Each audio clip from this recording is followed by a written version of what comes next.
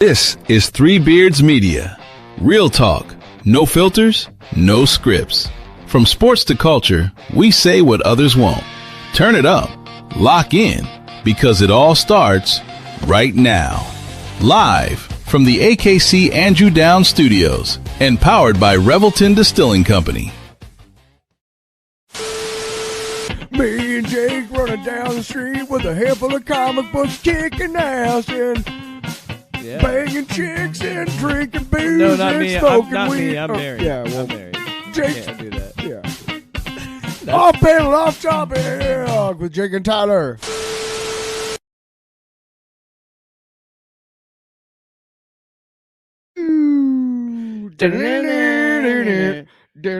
Hey, watch it, Sinister.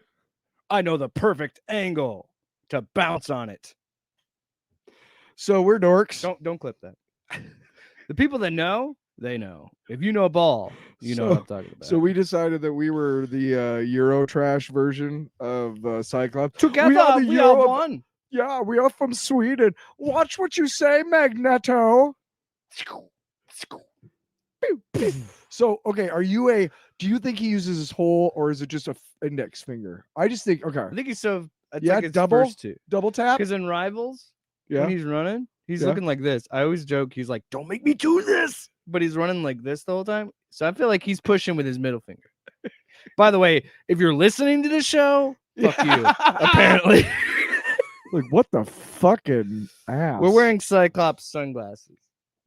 What the fucking context. ass? I think I've mentioned on the show in the past, Uh-huh. but I'll mention it again here because of the game Marvel Rivals. Yeah. And because of X-Men 97. Yeah. And that new movie, Avengers Doomsday. Hey, There's like a Cyclops reconnaissance. Cyclops. Using their minds to keep you in jail. Well, this clearly seems to be the strategy that Marvel is going to start leaning into the X-Men again. So they're trying to make people care about Cyclops again, and it's working. It's working because my kid is obsessed with this character, and I've only shown him the original show because that one's a little bit more kid friendly. He's only seen like snippets that I've curated of X-Men 97. Yeah, there's some adult because that show can get dark, and I don't need to show that to a 4-year-old. So the Fox Kids one is the OG. I didn't mean that by a little bit. It's a little bit dark. I meant just in case you were wondering how big Elon Musk's penis is. Anyway, he's right. Because fuck that guy. Anyway, fuck that guy. Can I do my fucking spiel and then move on? I digress. Yeah. Did you get your chips? I was hoping he forgot. But anyway, it's so effective, and I'll just wrap it up with this story. The marketing push by Marvel to get kids and everybody else that follows this stuff to care about Cyclops worked. Oh yeah. Because I drove to Dave's Hot Chicken because I found out they had X-Men 97 meals. And they had 4 collectibles. I already got a Wolverine because a coworker told me about it. Yeah. And they had a Cyclops. So last weekend, it was just me and the son and the boy. And we went and got some chicken. And I was like, all right, here we go, buddy. 2 chances. We pulled a Wolverine. Already had a Wolverine. Shit. So I was like, oh, hate those shit. Because then I'm starting to think of like, oh, God, am I going to get 3 Wolverines? So then I was like, okay, but then I did the thing you do on Christmas when you feel the present. I'm like, I'm feeling the bag, and I'm like, oh, there's the standing one. So now I know it's not Wolverine, but there's still a possibility it's Storm or Jean. And I'm like, which would be fine, but I cannot disappoint this kid, and I already spent way too much money on this. But boom, I rip it open, and I'm like, oh, because I saw it first, and I go, look, and he goes, oh, like the moment of excitement for that Cyclops toy. Same thing when I bought these $15 TikTok sunglasses that I'm holding in my hand. Where before we started the show, Tyler, we're hanging out and talking before the show, and we have 3 pairs. My son gave him one. They're $15. Fuck you. So my son gave him one, and he goes, "We got a Cyclops fight." But did you catch the one time when he's like, we're all 3 standing there? Yeah. And he goes, all right, Cyclops, put your visors on. And so we're standing there, and he goes, "Okay, guys, here's what we did." Like, he was talking like Cyclops. And I'm like, this kid, he's going to be a theater kid, I feel. Dude, he's a performer, man. For sure. That's cool. But you know what? Dude, he's awesome. I will say, because we're going to be talking about the new X-Men 97. I will say. The new, the latest X-Men 97 episode. I am having such a deeper love and care for these characters than I ever have in my life. You know why?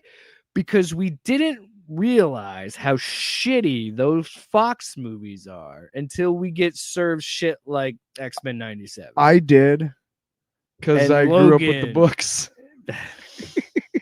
No, listen, because you knew how good the books could be. And how exciting these characters are. Here's the thing. I kind of liked Daredevil with Ben Affleck. Why? Because it was fucking Daredevil on the big screen. I kind of liked Green Lantern. Tyler, what? I could recite to you that Ben Affleck Daredevil movie. Great. I consume that movie. You know what I'm talking about. We've had this discussion. Right. So even at its worst with superhero movies, I'm gonna find at least something, one thing or 2 things I like about. I even talked about Spirit of Vengeance. That movie's dog shit, and I found things I liked in it. You want a terrible fucking superhero movie? Go watch the Captain America, where the ears are part of the rubber helmet he wears. Because literally, when they were making the costume, like a motorcycle helmet. No, he, like, when he puts on his helmet, like, they want to have the wings. First of all, they have the wings. It's a big mistake. MCU did it right by painting them on. You got to paint them on. It doesn't look right in live action. It really doesn't. It only works on the page and like animation. But so they made the cowl for him, and the guy was wearing it, and he was like, it irritates my ears. So they remade it with plastic ears on the outside, so he didn't have to stick his ears through it. That's shitty superhero movie making. But no, look, when we heard that X-Men was coming out, like, our big deal was who's playing Wolverine. Who did they get to play Wolverine? Who did they get to play? And who's Hugh Jackman? Okay, well, he looks kind of like him, I guess, but he's way too tall. All right, can I just say, I want to talk about this because I told you I recently rewatched like the first 20 minutes or so of the first X-Men movie. Yeah. And it's so funny that you say that about the Wolverine stuff, because there's a reason why Wolverine is the main character in those movies. But I was talking to Ashley about this, and I said, I hope, I don't know if they're going to do this, but if I were to like elevator pitch X-Men, the main character, Cyclops. Yeah. Cyclops. And you tell his whole origin, because I would say maybe even more so than Xavier, he is the X-Men. Even though he's killed Xavier. Even though they've tried. No. And yes, killed Xavier, they've done what comic books always do, where he eventually turns into a shithead, kind of bad person. Stuff. And well, again, it just goes back to the whole Cyclops thing. I'm wrapped up in it too, because I'm going back and I'm reading more about this character that I didn't read before. And I think I'm having fun. And I'm finding what people have been saying for years. His character is horribly butchered in those X-Men movies compared to what he is in the books. Dude, he's such a complex in the movies. In the books, he's such an interesting, complex character, like most of the X-Men, and that's why. And I know we're not. Should we just talk about X-Men? No. We're gonna move to Longbox, and we'll get back to this at some point. The only thing I wanted to say was, again, we all had our doubts about Hugh Jackman. When that scene happens, and you see him in the cage, and he does the slug, and then he has the fight. All doubts erased, because you're just like, that is fucking Wolverine. That is fight, Logan, dude. When he has the middle claw going to that, touching that guy's Adam's apple, like, it was good stuff, dude. He's all like chilling on the, who's next, just trying to get hammered because he can't because of his healing factor. Yeah, I just like, again. Can you imagine being Wolverine and just finding like 18 kilos of coke, and you're like, shit. Oh yeah, this isn't any good for me. To wrap it up on my elevator pitch on Cyclops, it truly would be his, like, I'm saying take it from when he gets his powers, because in his origin, he's recruited by Charles. He's his first student. He is handpicked to lead the team. So I think the best way to reintroduce audiences to these characters has to be through Cyclops' point of view. Yeah, I think so too. And then at some point, and then with that, I guess the problem with X-Men, because someone online brought this up, the problem is X-Men works so much better as a series, whether it be comics or or TV, because you need time with these characters. And if you wanted to give me like, okay, it can be done. Here's season 1 of X-Men. Here's season 2 of X-Men. And now here's a movie, X-Men Inferno, X-Men Mutant Massacre, X-Men Outback, whatever. No more mutant. Do House of M if you wanted. Shit. Right? But yes, give me a TV show. And you got the fucking money, Disney. Don't give me that fucking shit. All right. Feige, $25K. Where's my phone? Each one of us. Start a petition. $25K for each one of us, and we'll write you the best Great Lakes Avengers series you've ever seen, man. You thought WandaVision was groundbreaking? Can I? No, we'll talk about it. The Comic-Con stuff. Shit. Longer. Stop.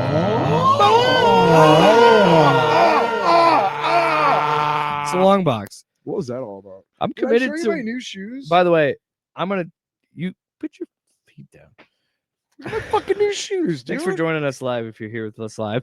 And I would like to point out, I'm gonna wear these the whole dang show. That's cool.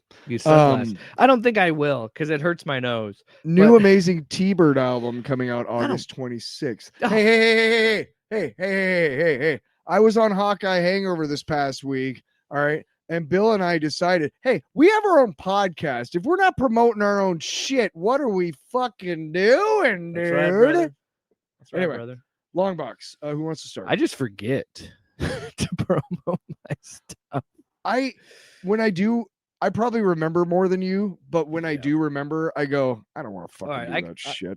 We obviously talked to Carter last week, so we didn't have a long box. So this week, I guess we'll reset. I'll start. I watched last night The Ministry of Ungentlemanly Warfare. Who was in that?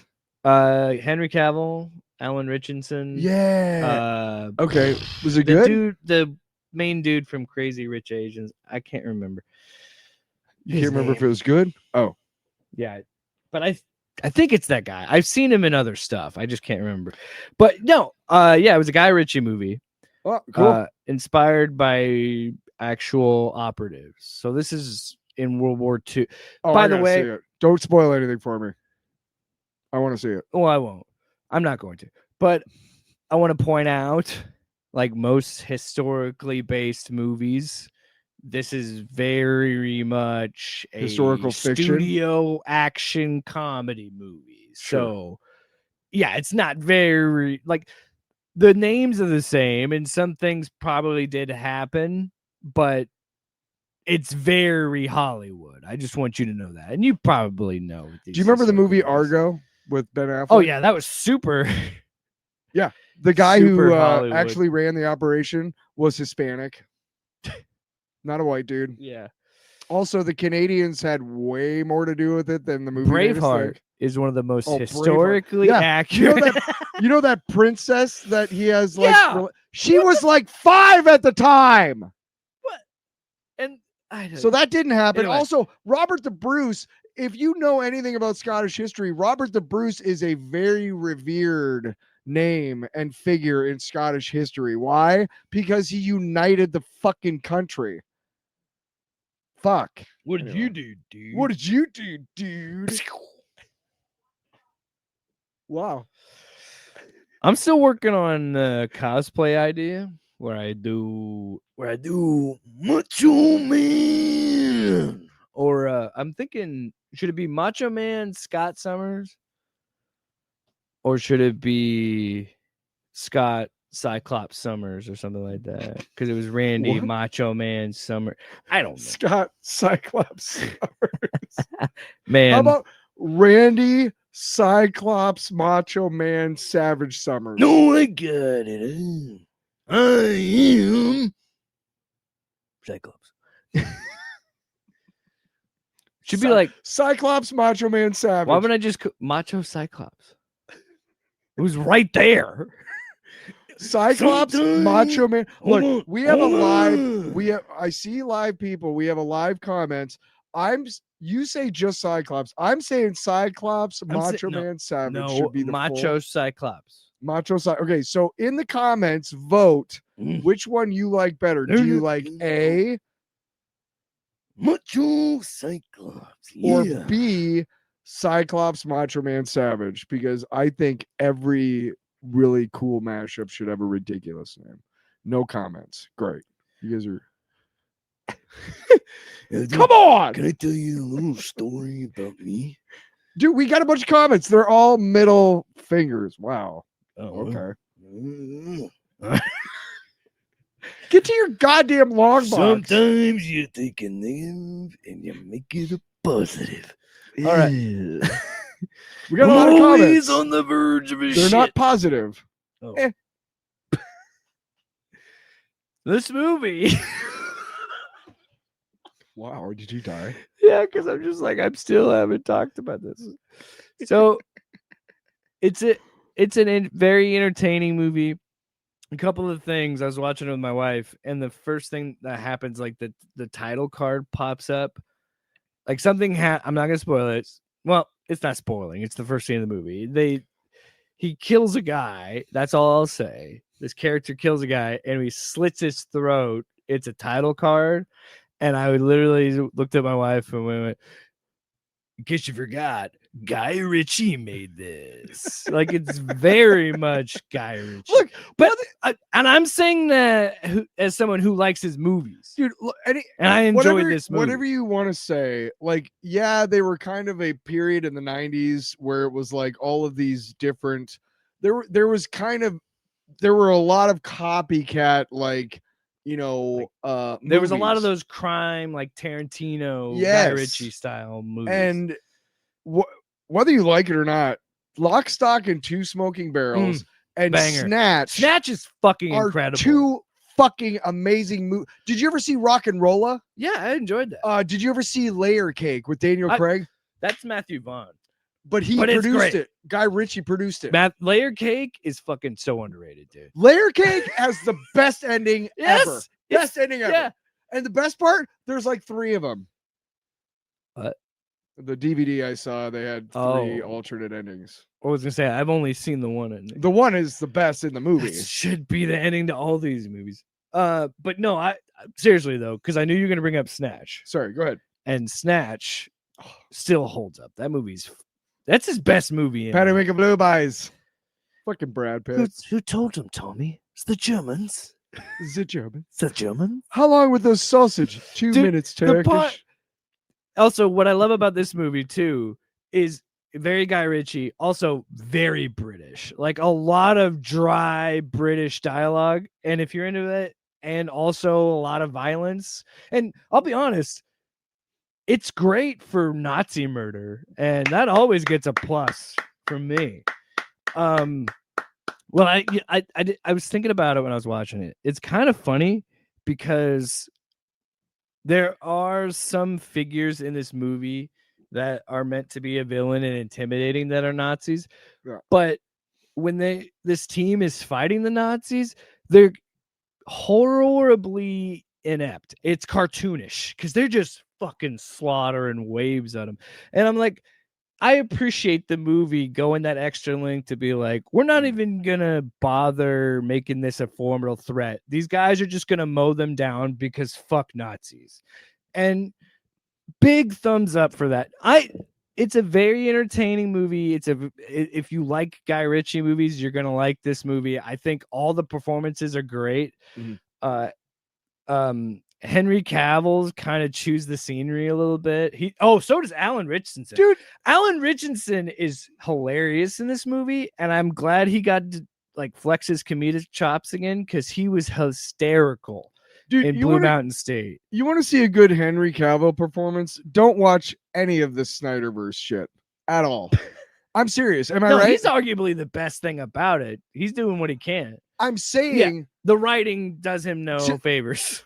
No. Okay. So physically, and he did a great job playing Superman. Don't get me wrong. Yeah. Okay. My point is that Henry Cavill is so much better with facial hair and down and dirty. To me, when he's playing that type of character, when he was in Mission Impossible, great fucking character. This movie you're talking about, I feel like he's better suited, and because he chews the scenery, and you know what, he couldn't really do that in Superman. And for a movie like this, everybody in this movie looks like they're fucking having fun, just hamming it up. You can tell, but it never gets too over the top. But I think, again, there is a cartoonish level of violence where they are just so many Nazis in one area, and they're just like going like, ha ha, and just mowing them down. And I'm just like, A+. Is it like the part in Once Upon a Time in Hollywood where they flash back to his role as the flamethrower? He just pulls out from that curtain and just whoosh. But it really is a lot of times just Henry Cavill just like cackling and just and then Alan Richardson just arrowing people. This is the Foley episode, if you didn't catch on. What's that? See, when I was a kid, the gunshot sounds in movies were but I respect more than anything, I respect filmmakers that show us authentic recreations of violence, what violence is really like and what gunshots really sound like. It's not fun. I'm sorry. I was just saying, like, I'm appreciate that more directors are being more honest about what it's like. I'm glad you brought that up because they use a lot of silencers in this movie. And silencers don't work that way. Dude, that at one point, and I let it go because I'm enjoying the movie and I accept that suspend your disbelief. It's a movie. I look over at Ashley and I'm like, yeah, they don't really do that. No. And then I said, but movies have done that forever, and it doesn't deter my enjoyment. It's not like that at all. Or all right, we gotta stop. We're just stamming. All right, what's your long backs? It's interesting that you were talking about killing fascists, because I was at Half Price Books, and this massive tome called Katusha, Girl Soldier of the Great Patriotic War. Now, by Wayne Van Sant. I have no idea if this is a true story or not. But one day I had an argument with somebody on Twitter, and they were telling me that the brown shirts, the fascists, were the same as the Bolsheviks. Dipshit. No. Fascists hate commies, dude. Don't you know that? Are you stupid? Anyway, And the kind of communism that was practiced in the Soviet Union was fucking awful. It was bullshit. Stalin was a fucking bully and a piece of shit. Fucking may rot in hell forever. Anyway, Katusha,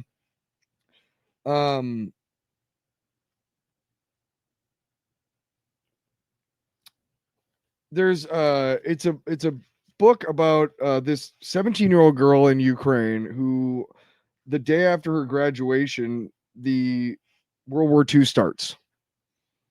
And she's fairly, she has a sister who was adopted. You learn, like, her dad found her when she was younger, like just on the street, and he brought her home and made her part of the family. You find out later that because of the communist bullshit of Stalin and whatnot, which was nothing but bullying and way closer to fascism than true communism, they went out into the countryside and they killed these people who were called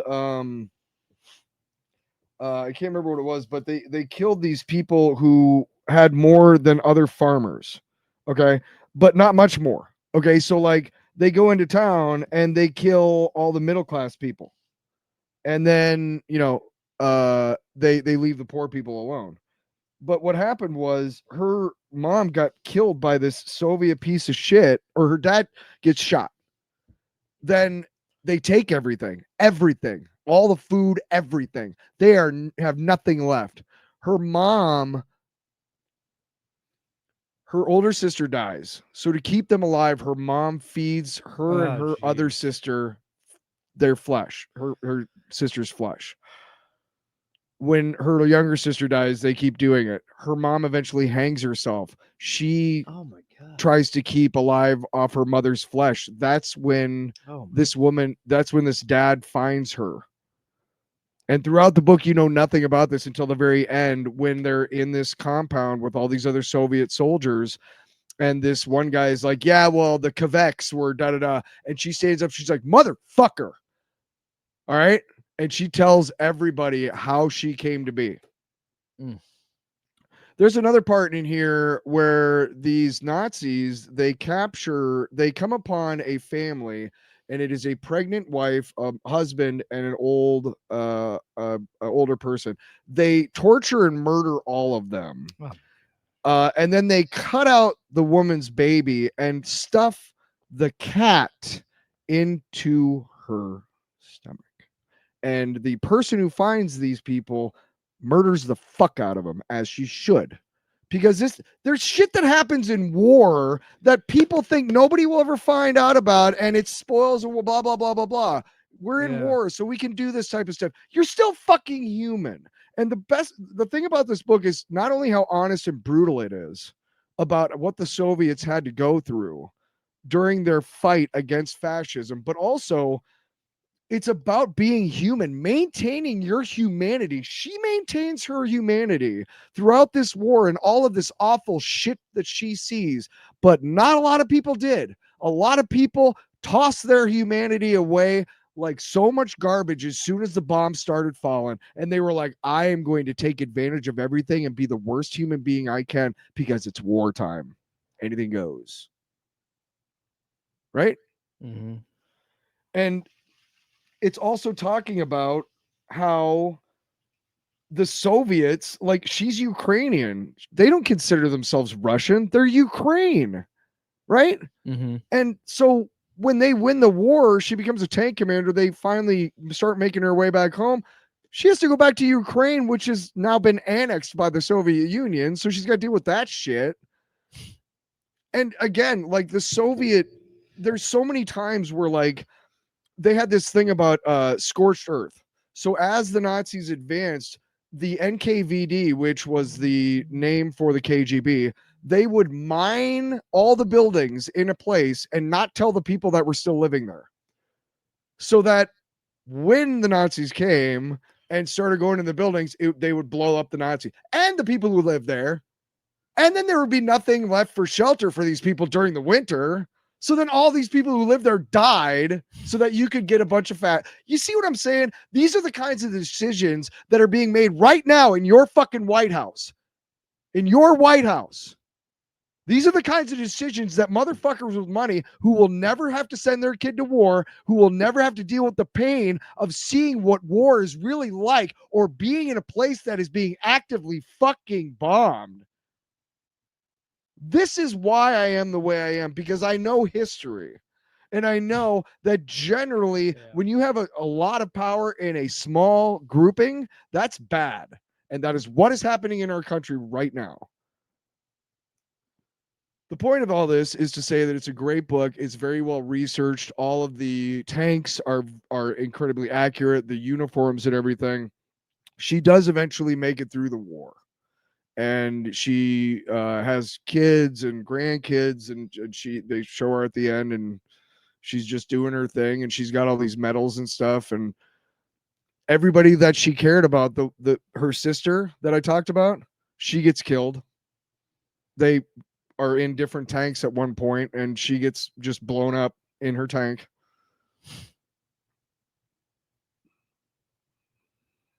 All these people trying to find humanity in the midst of war, and they tried, and they've succeeded for a while. But there are too many people out there who think that war is cool. And I know you're like, didn't you guys just talk about this really ultra-violent movie that was fun? That's different. That's entertainment. Yeah. No. I'm saying that's entertainment. And that's different. And also, fuck Nazis. So that's kind of the moral of the story. We're talking about real violence, and we're talking about real people being killed and starving, and none of us care. Well, I was going to say, start reposting those Palestinian things. You know what I'm saying? Well, it's like, I was going to say something similar to where it's hard because I feel like a lot of people are experiencing what you and I are experiencing, where it's like it's really fucking hard to care in a world that doesn't care. You know what pissed me off over 4th of July weekend is I'm outside 4th of July having a smoke, and just everybody and their fucking mom. It's 10 at night. People are fucking shooting off fireworks. They got fireworks shows, blah, blah, blah, blah. It's and Saturday, man. I just wanted to go around to everybody who had a punk who was about to light something and go, hey, fuckface, do you think this would be that much fun if you were in Lebanon right now and those were actual fucking bombs? No? Then fucking go away, dude. Stop buying that. I don't care for fireworks. I'm sorry. I want to blow shit up to celebrate the fucking... You know what? Here's a big warehouse, you guys. Here's a bunch of guns. Go in there. We're going to lock you in until there's one guy left. Can we do that? Can we do the show now? Yeah, sorry. Forget all that stuff. I'm just pissed. All right. Again, it's horrors of war. Be aware of it. And now that I've completely killed all the fun out of the show, let's eat. Also, I don't want to... We're already 33 minutes in. We already talked. I talked about this with your wife. Here's what we're going to say about what's in my mouth. Either A. Also, before anyone calls me out for taking it off, didn't feel it was appropriate to have them on at that point. So I did get a little serious. I'm sorry, you guys. I appreciate you being here. As you started describing shit, I'm like, well, look, that was horrible. I mean, I know. I had to tell you about the two most awful stories, and there are many more stories like that in there. Okay, so we talked about this, me and your wife, and either you really actively hate this segment, which you are going about it all wrong to get me to stop doing it by being so demonstrative about how much you hate it. It just doesn't fit the show. It really, okay. Why don't you play the sounder? I'm going to eat these. You know what? No, I'm approaching it like you fucking approach James Gunn. You're adamantly a jerk about it. So I'm going to be a jerk about it. I have not been a jerk about James Gunn in a while. Did you not hear when the Clayface trailer came out and I was talking about, hey, I've been this. Because if that movie isn't the fucking greatest movie of all time, I'm going to hear about it. What? Clayface? Yeah. It's not going to be the greatest. Yeah, fuck you. Play the sounder. No. I'm sorry. It was reflective. You fucking cocksucker. It's a good good song. I can't deny it. Honestly, if we could do this without the eating part, The numbers keep going up. This song. What's in my mouth? Everybody knows what I'm talking about. I said, hey, what's in my mouth? Everybody knows what I'm talking about. I said, hey, what's it taste like? Salty or sweet? We don't know. so that's so we have I saw these at the Maverick on the way here. So the exits that it takes me to get to your house, I have to go like 4 exits out of my way because the 3 that I would take on the way to from your house to from my house to yours are all closed because of construction. So the Maverick I used to go to all the time, I don't go to all the time anymore, but I remember they had these spicy dill pickle Fritos flavor twists. And I'll tell you, that fucking coward Terry at Frito-Lay had nothing to do with these. He was like, what? Flavor twists? But I went out of my way today so I could go down there and get these fuckers. That is aromatic. You look like that Secret Service guy that fucking took the brunt of Trump's shit the other day. Did you see that guy's face? He was literally like, dude, he's literally, have you seen, they have like a signal for when he shits his pants and they clear out the Oval Office. Yeah. And then they change him. baby go doo-doo.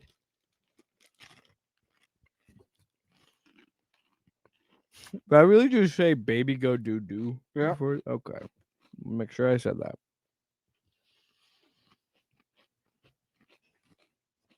Pretty good, actually.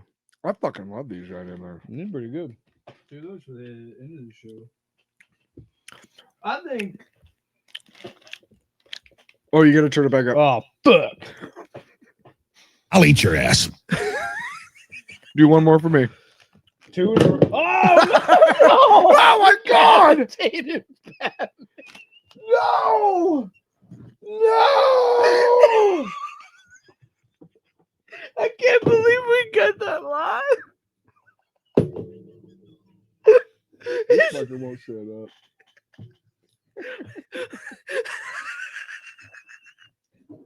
I just murdered Batman. Oh God, he's dead. Mama, I'm coming home.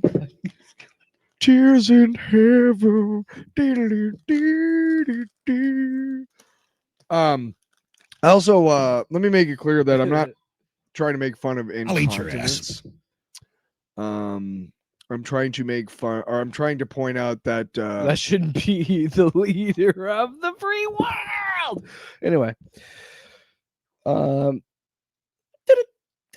last week I'm trying to do the news sound. One more thing before. Do you want to do a commercial break? Actually, yes, I was gonna say that. Okay, we eat more of these. We'll be back. Wait. Do a sounder. Oh yeah. Stick around. In the heart of Des Moines, one name stands above the rest. Step inside, where tradition still matters. Warm, familiar, unmistakably Iowa, where every guest is welcomed like family. Service that's personal and never rushed. Fresh starts made daily. Iowa beef, hand-seasoned. Guided by fire, built on flavor. Served with pride. A bar as bold as the menu. Featuring the old-fashioned we're known for. A place that stays with you long after the night ends. Iowa Beef Steakhouse, 1201 East Euclid Avenue, Des Moines. Steak done right.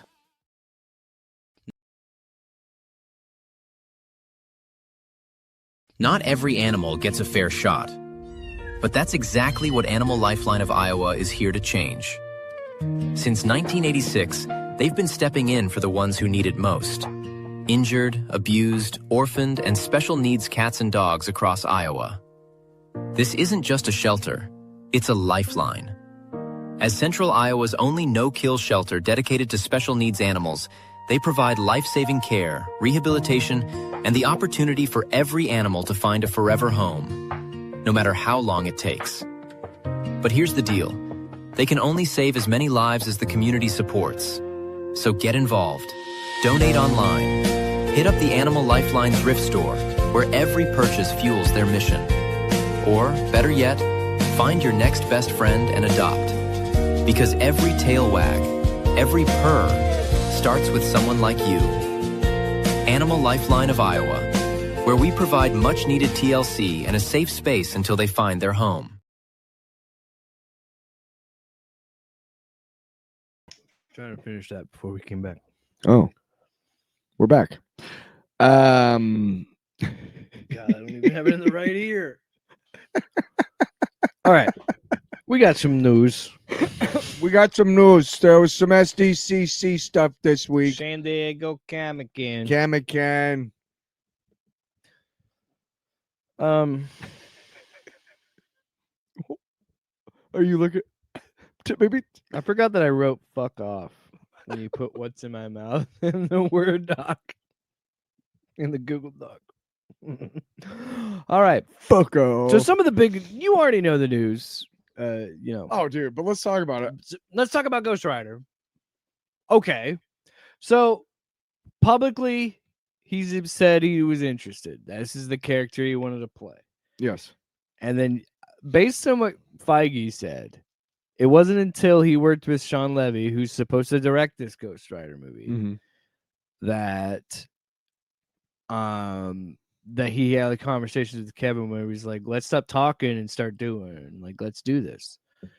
And I think this is to set up Midnight Suns. Yeah. Because Blade got brought up again. And Kevin Feige's like, I feel like such a failure for that movie. Yep. I think we're going to that. Maybe a Disney Plus thing. I don't know. But what did you think? What do you think? I read something somewhere which is kind of interesting to bring up, that Sean Levy has largely been Ryan Reynolds' director. I don't know if you know this, but I can't for the life of me fucking remember his name. But Dennis Dugan. Yeah. If you except for Billy Madison, he directed like the first 5 or 6 Sandler movies. Happy Gilmore, Waterboy, I think. Waterboy for sure. I think Mr. Deeds. What? No, Maybe, the one where Jon Stewart and he's got a kid. Like there's another director he worked with too. But yeah, it was like those two guys. But Little Nicky, he did Little Nicky. Yeah. And then what was it called? Where he has a kid and Jon Stewart. But there's something to say. What was that called? Big Daddy. Big Daddy. Mr. Deeds. But there's something to say about like what you're getting at with rapport. So they made the point. It was on Reddit, and this person was like, I know what a Quentin Tarantino movie feels like. I know what a Christopher Nolan movie. I know what a fucking Zack Snyder movie feels like. I have no idea what a Sean Levy film feels like. Because my point to that was Ryan Reynolds is clearly the driving force behind a lot of the stuff that he's done. And if Levy is a company guy and is just like, hey, I just want to do whatever to make Ryan happy, we're moving to a different Ryan. Well, from Reynolds to Gosling. But if that's the way it is, if Ryan Gosling is the driving force behind Ghost Rider, he is. I trust that. Based on the way that Feige talks, it was Gosling who approached him and says, hey, I've worked with this director. I've worked with Disney. Let's do this. Yeah. I also think with the Sean Levy thing, I think that's true. That's a fair assessment. Sure. However, I want to point to Real Steel, which came out before he was a heavy collaborator with Ryan Reynolds. Underrated. Guess who was on that movie? Hugh Jackman. So to me, he seems like he's someone who works well with their lead. That's fine. And because it seems like he like again with Reynolds and now with Gosling, they just did this Star Wars movie. Mm-hmm. So I think that's a good thing. I can understand the reservation because yes, Sean Levy makes big studio family. It's other than important to bring Deadpool up. and Wolverine, he generally makes like family crowd pleasing Innocuous stuff. blockbusters. It's entertaining. It's bubblegum, whatever you want to call it. It's look. So Christopher Nolan's out there.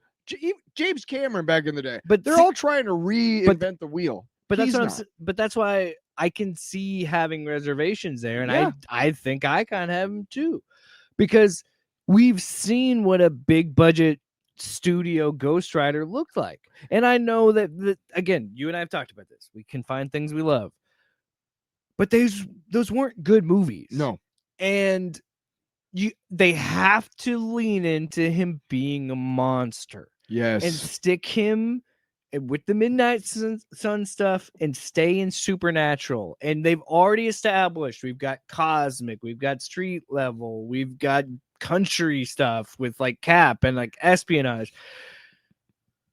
Develop that, develop these different layers, develop the supernatural angle. Yeah. Does it have to be rated R? Not necessarily. No, because Ghost Rider has been in the like PG-13 comic book, style comic books. Sure, but I'll tell you this. You want to give me, is Clayface rated R? Yes. I want a rated R Ghost Rider then. I mean, he's mostly fighting demons. Are the demons bleeding? I mean, it could work. I'm saying make it a true horror movie. So far, there's only one R-rated MCU movie. So, I mean, they've done it before. They could do it again. They know there's a market. I still think it's going to be PG-13. Probably. But I think that an R rating could definitely give it some hype. But I think that I think there's too much appeal to boys. Because I'll be honest, when I was a little boy, I remember specifically buying a Ghost Rider action figure, not knowing anything about the character. It was a flaming skull on a leather flaming jacket. Motorcycle. That shit's cool. Yeah, it's fucking cool, man. So I still think, like, if you show that to my son, just a picture of, he'd be like, "Whoa, that's awesome." So I still think they're trying to get that appeal of younger boys as well. Yeah, that's fine. Yeah, but an R-rated Ghost Rider would kick ass. Yeah, I would love to see that. The other thing, big news. What's Johnson? What's his name? Yeah, I'm pulling it up here because there's a couple of things. Well, first, we have official news that Black Panther 3 exists. Yes. Exists. It's going to release December 15th, 2028. Mm-hmm. Ryan Coogler is coming back. What? Jesus. Latitia. Did you say it again? No, okay. I wasn't going to, but I laughed because anytime I see that woman's name, and I apologize, I really do. It's just that flub will haunt my brain. I get it. Letitia Wright. Yes. Will return as Shuri. Mm-hmm. And David Johnson, has been Johnson cast. is Johnson as T'Challa Jr. So I was wondering about that. So when is Secret Wars supposed to come out? 2027? Next year, yeah. Okay. Same time too, like Christmas time. I'm trying to think how this fits into the soft reboot, because we've talked about this, that there's going to be a soft reboot after Secret Wars. Feige, I'm thinking that they might not do. Here's the thing. Okay. Yeah. You keep Shuri and you say, "Oh, time has passed enough time that he's a man now," because the last time we saw him was like 4 years ago and he was a little kid. He was still like 10 or something. Right. So with the Secret Wars and stuff, you can give us a time jump of some sort, kind of like you did with Cassie in that's what right game. Yeah. With a 5-year jump. So I still think it doesn't change my mind about them doing a soft reboot. Dude, Thunderbolts did a 2-year time jump in their after credit scene. I know. What the hell? Dicks. No, that's exciting, but yeah, that does beg some questions because based on what Feige said, it isn't going to be a reboot, but it is going to use the Secret Wars from 2015, whatever. Yeah. The second Secret Wars. Yeah. As a model for how they're going to approach post Secret Wars stuff. Okay. But yeah, now you got to kind of figure that out, where they're going to go. And this dude, okay, Feige was saying a lot of shit for SDCC. He's saying they got movies planned out to 2040 or some shit, including the X-Men, like heavily focusing on the X-Men, which are Great Lakes Avengers. We're ready whenever you are, Kevin. We're right here. I will say this. He did say all this hype. I will say he said something really stupid. Because there's been criticism about Dr. Doom getting this treatment in one movie and no build-up. He just pops in and shows up, which I think are fair criticisms. And he says, well, if you think about it, we didn't really build up to Thanos. You gaslighting bitch. Hire us. But come on. Yes, you did. You ended the very first Avengers movie with Thanos in it to court death. He winks at the camera. So don't lie to us like that. He shows up in another end credit scene. The fact that you guys are adding bonus scenes like DLC for a movie to explain Dr. Doom, that's fucking on you, man. And stop trying to gaslight us and pretend that you didn't build Thanos to what he is, okay? But in Feige's defense, Thanos was such a niche thing that you had to build to him. Yeah, Dr. Doom is much more well-known. Thing. No. He's not a bitch, by the way. We do want to do Great Lakes Avengers. We do want to do Great Lakes Avengers. And the first thing if you ever want to give us any work, I apologize. You're a beautiful guy. Did you see his Dr. Doom hat? It's pretty dope. Yeah. I like fucking RDJ's Dr. Doom suit. Yeah, that was cool. He was wearing like a really nice tailored suit with all this Dr. Doom shit like painted on it. His full shot. Yeah. It was like costume. No. It's gonna look like. Ooh, it looks good. And what did you think of his accent on stage? I didn't hear his accent on stage. I just heard it. You will give it's very like Eastern European. That's good. It's like how it sounded in the trailer. I like that Latveria is kind of a blender of an accent because it's not a real country. It's fictional. So you can kind of do whatever you want with it. Sure. Oh wow. What? You're looking at the actual costume in the movie? Oof, right? Oh, it looks so good. Dude. Well, and if those Daredevil season 3 set photos are real of Bullseye, you could probably feel a whole nother level as a longtime fan of comic books. But me, the fact that we're in the era of comic book accurate Cyclops and comic book accurate Bullseye, I'm like, oh, there's a reason these colors are the way they are. They pop. Man, yeah. No. Whoa. Oh, it's my dog whining. Sorry. Everything. I thought something happened. Yeah, is everything? He just wants to get down. Everything. When they first started, doing the superhero movies and stuff, Tim Burton's Batman was very dark. The first X-Men movie was very dark. What did you expect? Well, no, what they try to do, the thinking back in the day was, if you give us these spangly fucking costumes, regular audiences are going to be like, pass. Thank you. No. That is a fair assessment. It's a fair assessment because we're in a much different built time. It up. Yeah. You can literally print money if you make a superhero movie now. So we can wear whatever the fuck they want because you're going to go watch it. If you have the X-Men in a movie from now on, they better be in the blue and yellows. Fucking A. Or some variation of yellow. Yellow and Black, like the X-Corp stuff.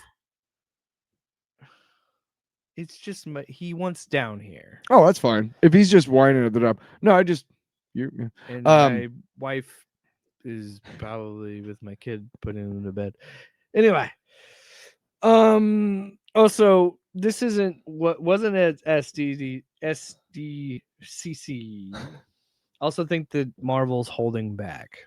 I think they got a lot more shit that they're saving for D23. That's why they didn't really announce much. Oh, D23. I think you said day 23. I'm like, because there's 23 days of capitalism, and every company thinks they need to have some sort of fucking convention because that's the convention. Sony has stated that Venom, that's right, this guy is getting an animated movie. Okay. I guess. If you're going to do it, make it R-rated.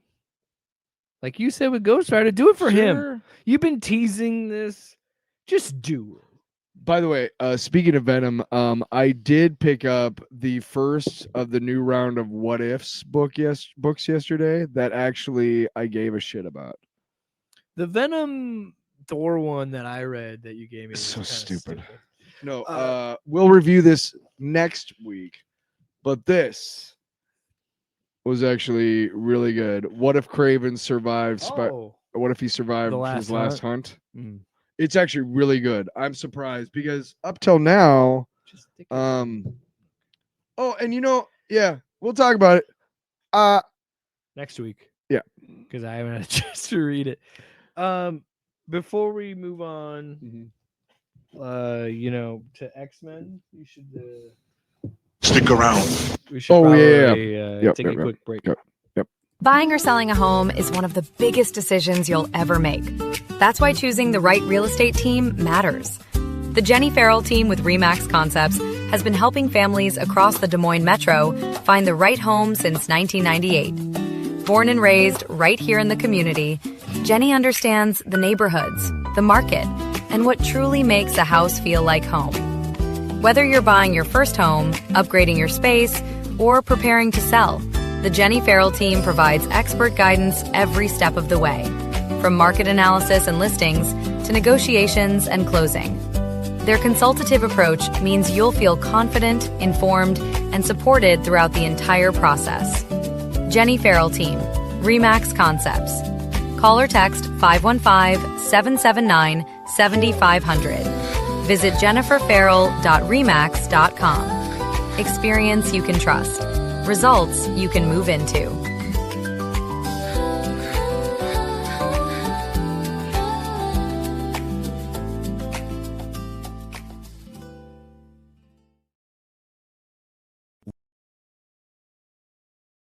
Whiskey lovers, get ready for the ultimate experience at Whiskey Fest 2026.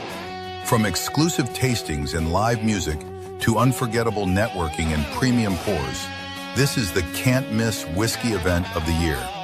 Kick things off Thursday, October 1st with the Women in Whiskey Dinner at River Center DSM. Then Friday night, October 2nd, enjoy the VIP whiskey tasting event at the Meridian in West Des Moines.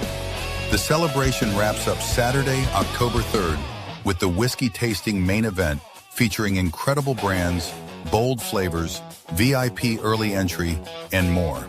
To top it off, Old Man Strength will be broadcasting live Friday night from the VIP event. Raise your glass and join the experience at Whiskey Fest 2026.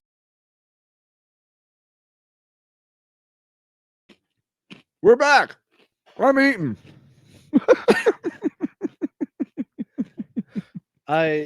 Sorry. As much as I'm wearing these stupid glasses and talking about X-Men, I forgot we were doing X-Men 97 now. So I'm like, oh shit, where's the comics? And I'm like, why don't we just do this segment, take the last break, commercial, and then go, Well, any Hoosiers. So anyway, previously on X-Men 97. So I get to the Disney page, the Disney Plus page. Yes. And it's got the thing. And I'm gesticulating wildly while you're flipping through the choices. Where do I go? Where do I go? God damn it! Stop it. Sorry. And I see the picture of all of them walking towards you with the fucking Grant Morrison leather uniforms. And I'm just like, you could literally just like steal my house. Like that's, and I wouldn't even be mad because that's how well you're doing this show. Like you're doing this show so well that you could like take my house and I'd be like, hey, oh, you're doing such a great job with the show. I'll just sleep in the alley, I guess. That's how good they're doing with this show. Yeah.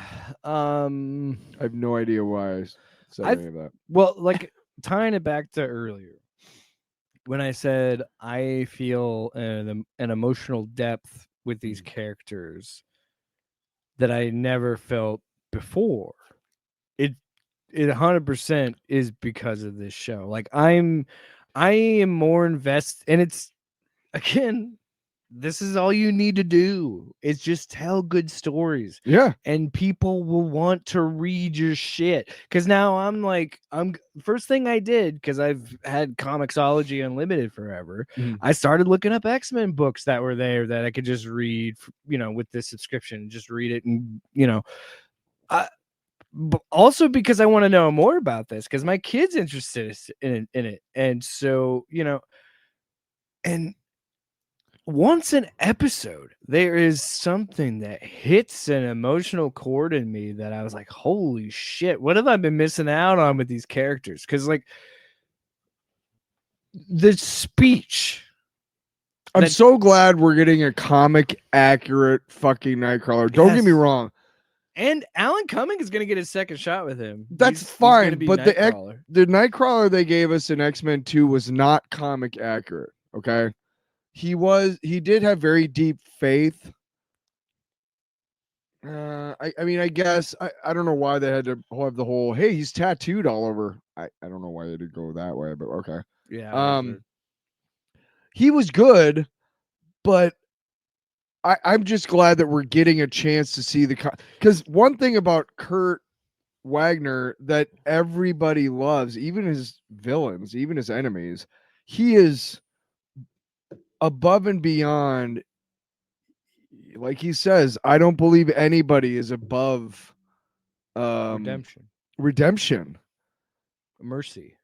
Yes, that is who Kurt Wagner is. And the worst, I mean, he's truly a man of God. It's like Iron Maiden and Black Sabbath.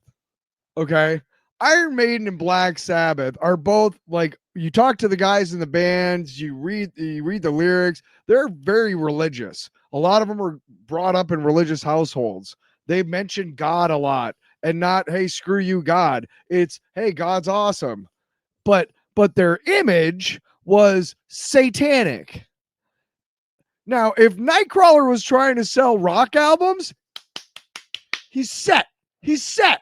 Because he's got everything. He's got that blue side, and he's got the image. He looks like a blue devil.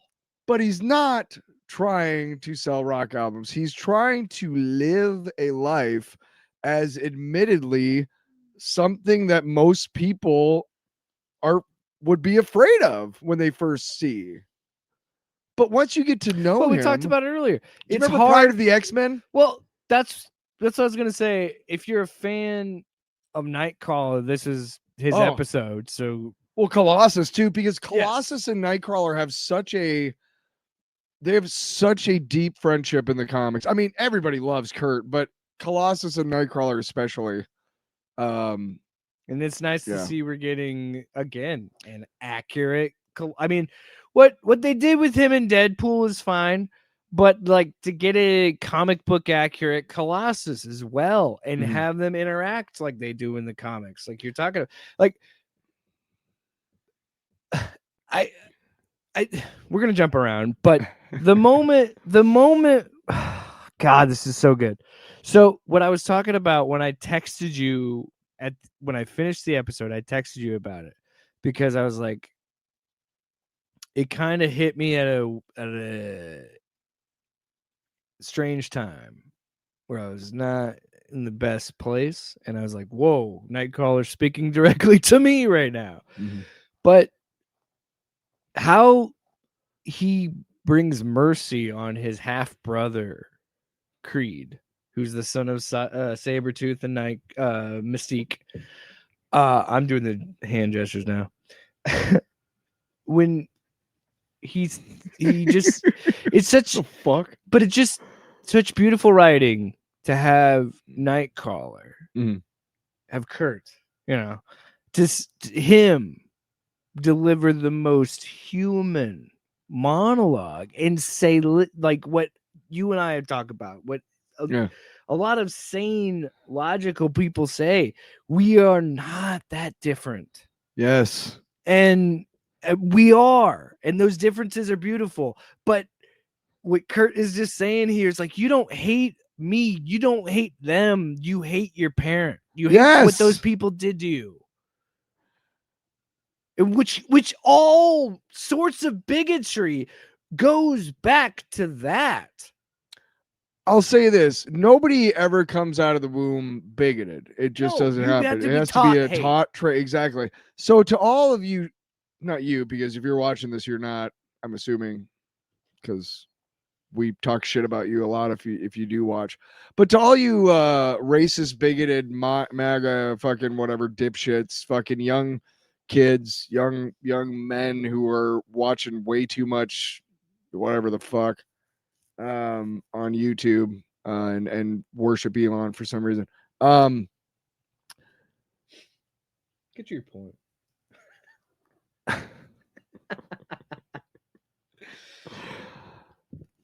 Before I blast it out of one you. of these assholes, and there's women too, obviously on that side.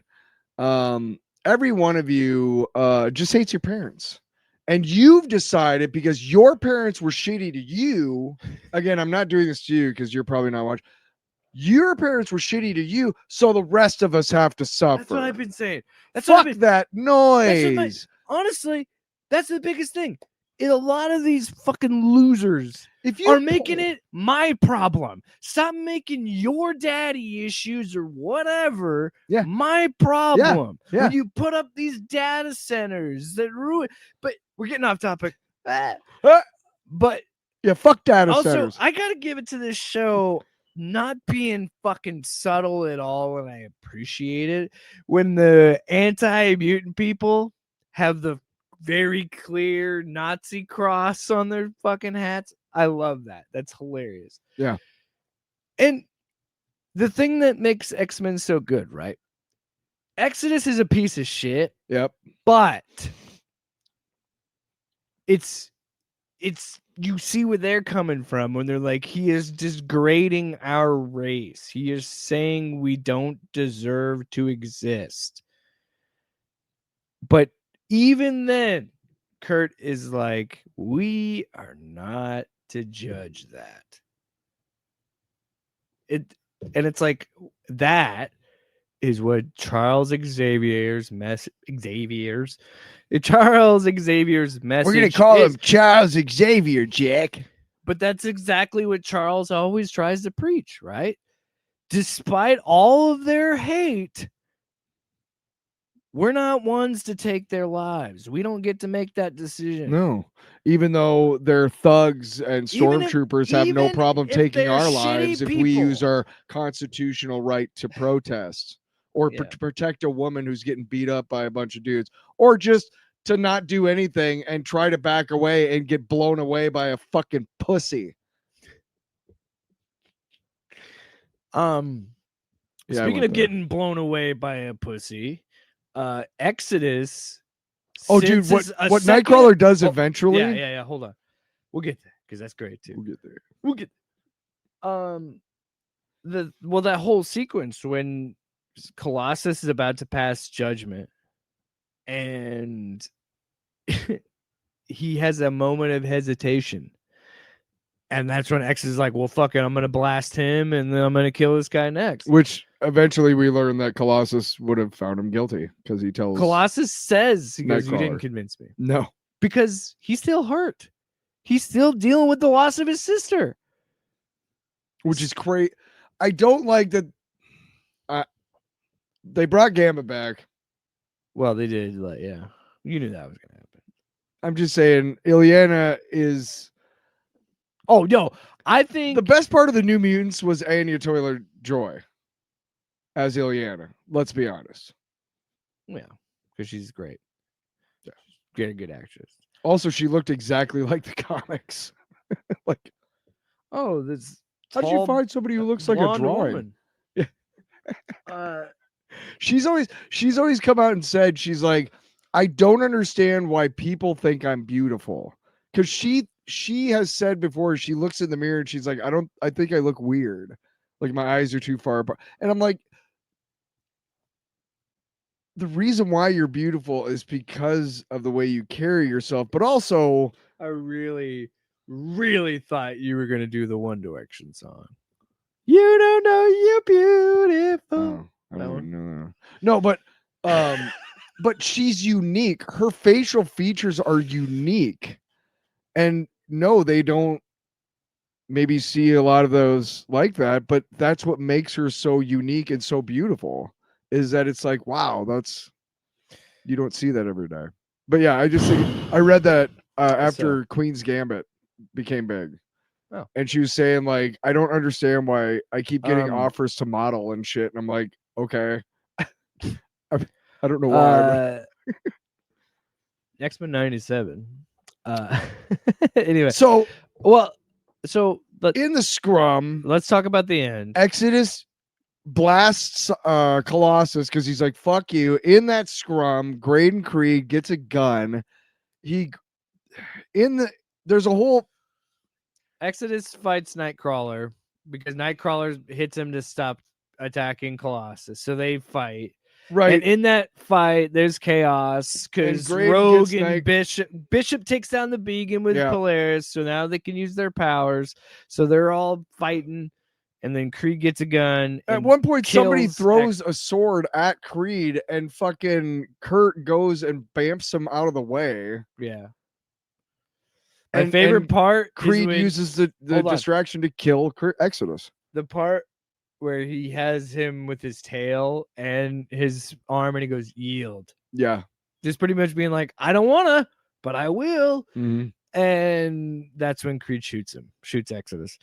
But yeah, the thing that makes me laugh about how this ends. So Nightcrawler takes Creed, or Creed grabs Nightcrawler and makes him bamf out. But Nightcrawler bamfs him out into the mountains. Somewhere. We don't even know where. For all of you who don't know, the Savage Land is in Antarctica, okay? And it's trapped in time. It's stuck in time. It's That's under why there's dinosaurs and shit. It's been explained that there's basically like a geodesic dome of sorts, energy or whatever. But it's a giant valley in Antarctica. But everything above that valley and that whatever that energy is straight up Antarctica. So if you leave the Savage Land, you're going from like tropical to like 80 below zero, whatever. So he puts him in the snow. Yeah. And he gives another amazing monologue where he says, you are not a mutant, but you are your parents' son. Because he's strangling him. He's going to kill him. But then he goes, you're not even worth... He pretty much just says, you're not even worth me killing you. No. You're not worth it. But he goes, I'm not going to kill you, but you're pretty much going to freeze to death. Mm. And he leaves. Which makes me laugh because then I think Creed finds his way back to the United States because at the end we find out that he's I'm with thinking Cooper that and Nightcrawler eventually takes him back and doesn't leave him to die or something. The thing is that makes me laugh is Charles Xavier is like, well, he is alive as promised. But I'm like, is it going to be freeze to death? That's what I was thinking. But it ends, and then we find out what X-Force was doing, where they try and locate Apocalypse. But they find Apocalypse is where he resurrected Gambit in just a card. So now we're thinking, oh, Gambit is like as strong as Apocalypse. I have seen some complaints that they just murked two big X-Men villains in one episode, Exodus and Apocalypse. But here's what I'm thinking as a not a long time X-Men reader, but an understanding of X-Men and comic books in general. X-Men don't stay dead. Mutants don't stay dead. They come back all the time. The biggest decree that came down: when you kill Jean Grey off, she's dead. When you kill Gwen Stacy off, she's dead. Those are the two characters in Marvel Comics history that were supposed to stay dead forever. Uncle Ben. Uncle Ben. Yes, Uncle Ben is the other one. But I do looking back on it all, again, I was lucky enough to be reading X Factor when it first started, which is where they all discover that Jean's been alive at the bottom of the ocean this whole time. And that's how they get the whole original X. And at the same time, I'm able to read through these classic X-Men books, these books from the 70s, John Byrne and Chris Claremont, which is the Dark Phoenix saga. So not only am I Claremont and Byrne were like, Claremont more so was like the definitive X. Oh yeah, and Byrne and he clashed, and that's why Byrne eventually left. But the whole thing is, I'm reading this Dark Phoenix saga month to month, and I'm also reading and seeing how she's not really dead because she's been at the bottom of the earth. So again, when I tell you how great that was, that era of comics as far as X-Men goes, I mean it, because you're reading all the new stuff. You got the X Factors. That was the first new X book. And then, New Mutants, I suppose you could but that wasn't an X book. I mean, it was, but right. No, it wasn't X something. But for a long time, it was Uncanny X-Men, New Mutants, and then X Factor came along. And now you got all these different X books, but so there was one monthly title. Do you think? Well, I know that there's a specific run they're going along. Like I know there's right somewhere now? There's a specific comic book run. I think they're taking so many inspiration from so many different runs, and I love it. But are they implying the Gambit is the new Apocalypse? I don't know. We'll have to see what happens next week. I hope not. But I kind of like it because no matter what, Rogue is gonna have to face Gambit for all the shit she pulled in season 1. What happened? What happened? Rogue. What happened in X-Men Apocalypse, which was the shittiest of all the X-Men movies? Let's be honest. I did not even see. I mean, it's Phoenix. bad. Was it Dark Phoenix? I don't even think I've ever seen X-Men Origins Wolverine is pretty bad. Yeah. Wait, do that again. Yeah. You're welcome for that free acid trip. Yep. Oh. Yep. You know what that sounds like? So again, dude. But they showed him transferring from body to body to body. Is it possible that what they're showing us is that Apocalypse gave all of his essence and his new body is Gambit's and Gambit is still dead? That's what I'm wondering. Or did Gambit kill him? I think Gambit killed him and absorbed his essence, maybe. What? He said, no thanks, mon ami. Mon ami. He goes, you ever play 52 card pickup? And he goes, oh, God. Oh, shit. Oh, shit. What a minor inconvenience. What the hell was that? Or actually, no, does he charge it? Because then it would blow his fucking head off. Because you think about it, maybe that's how he killed him. Is that our skit idea? Gambit as a dealer in Las Vegas? He doesn't. The gag would be that, like, he never really He's the best dealer ever. Nobody wants another card from him. So he always wins. Everybody at his blackjack table is losing. No, I was gonna say the joke was no matter what they have. instead of him like throwing it and all the tricks, it's literally him just doing 52 card pick up and then their head just exploding. Just brains. I told you, mon ami. Hold on me. It's the Shut the fuck up. Shut the fuck up. It's so good.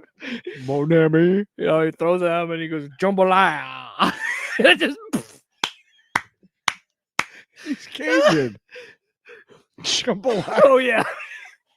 No, Cajun is jambalaya is It is Cajun. okay. No, I'm saying like that's so funny. Like, Yeah, jambalaya. A crumble.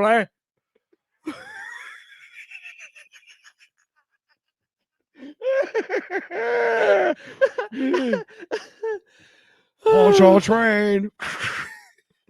It's a town. It's a city in Louisiana. Launch all train. All right. X-Men 97 was really good. Sorry, there's so many. We're gonna do so many skits because of these glasses. You better believe we're doing a Professor X skit with you. Who made you, Scott? Me. Hey, mon ami, laissez les bons temps rouler. I looked up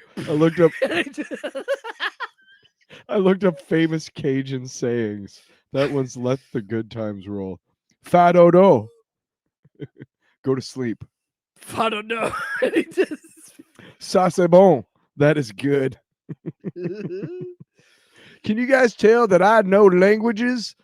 So yeah, X-Men 97 is really good. I can't wait to see what's going on with X-Men. Or sorry, Gambit and Apocalypse. What? Apocalypse. Apocalypse. Apocalypse. Apocalypse. Apocalypse. Apocalypse.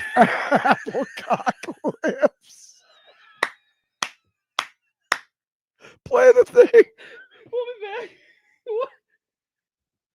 Stick around. What happens when Iowa grain meets world-class craftsmanship? At Revelton Distilling Company, every bottle begins right here in the heartland. From locally sourced Iowa corn and rye to the final pour, our grain-to-glass process ensures exceptional quality in every sip. Whether you're enjoying our award-winning mulberry gin, smooth honey whiskey, or rich whiskey and cream liqueur, you're tasting the best of Iowa in every bottle. And now, Revelton can ship directly to 48 states across the country. Visit ReveltonDistillery.com and have Iowa's finest delivered right to your door. At Three Beards Media, giving back to our community has always been at the heart of what we do. That's why we're proud to welcome No Pros Remodeling as our official community outreach partner. Thinking about transforming your home? From stunning kitchen renovations, all while still being able to use your kitchen, to gorgeous bathroom remodels that take a fraction of the time, No Pros delivers craftsmanship you'll love. Best of all, they can help you save up to 75% compared to the other guys. When you're ready to transform your home into your dream home, call No Pros Remodeling at 515-679-6509 or visit www.nopros.com. No Pros Remodeling, creating stunning home transformations while helping Three Beards Media make a difference in our communities. Hey, what's up? We're back. Man, that was quick.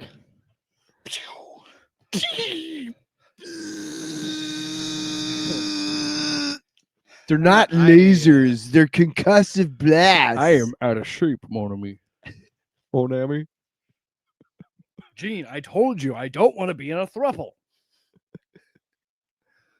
Just try it.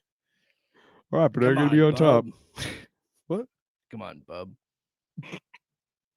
You've been alive for 200 years. You get fucking. You start to realize the only difference between a man's ass and a woman's ass is just a little more hair. Thanks, Logan. Yo, that does not reassure me. Y'all rogues there some.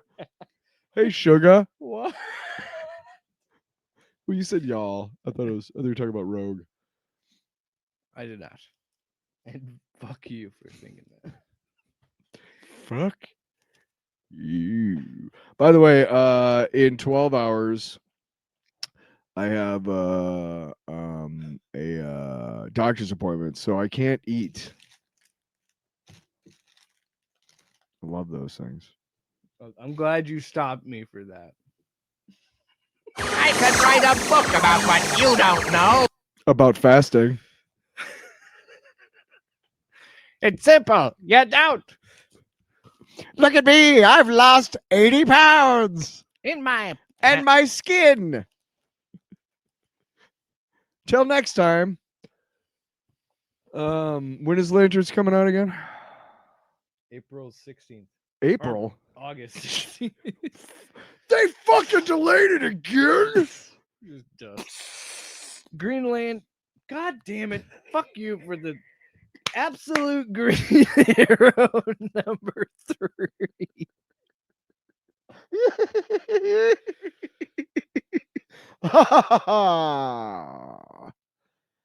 Where's his fucking title page? Huh? Oh, there it is. Oh. Written by Pornsak Bichot. You try it, Mr. Language. And Raphael Albuquerque. Pornsak Picheshote, and Raphael Albuquerque. That's not his real name. Albuquerque. Hey, people could be named after places. Yeah. You go ahead. I don't know what's going on. You don't like this book? It's a lot like those, like the Green Lantern and the Flash, where it was like, get to the fucking point. I feel like this issue does a pretty good job of that. So no reason not to finish out the miniseries. And I think issue 3 does a good idea of saying something that you and I were both kind of wondering. I don't think Ollie's dead. I still think he's alive. Which is why I'm saying, like, get to the fucking point. So it starts with a flashback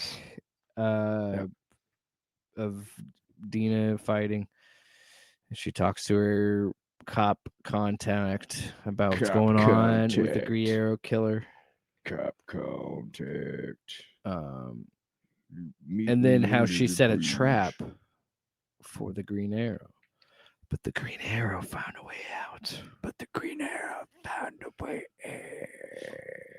Found a way. So then she runs into Roy, Speedy. But yeah, Roy Harper, who in this universe was also a millionaire, but also has a drug problem like the main comics. But she thinks that he's the Green Arrow killer, and he's like, I'm not. Yeah. Then she's like, well, why were you digging up Ollie's grave? To prove that it was already gone, that Hammond did it first. And she's like, why would he do that? Because he's like, Ollie's not dead. Isn't Hammond a goddamn Green fucking Lantern fucking villain? I don't know. So anyway, Green Arrow gets away, and some random people help him.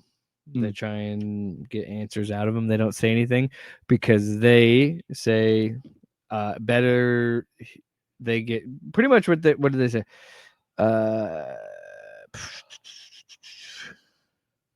Yeah, don't let him win him. Don't let him win him. Don't let him win is what he says.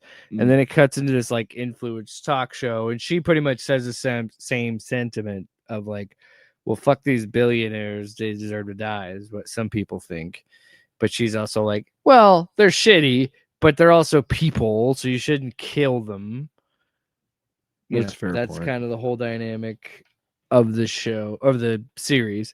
So then Roy and Dinah, they get an understanding of the backs. We get a flashback of Roy and Ollie and their relationship, which is still kind of similar to the main continuity with like friendly arrow people, archers, arrow people. What the fuck happened to my brain?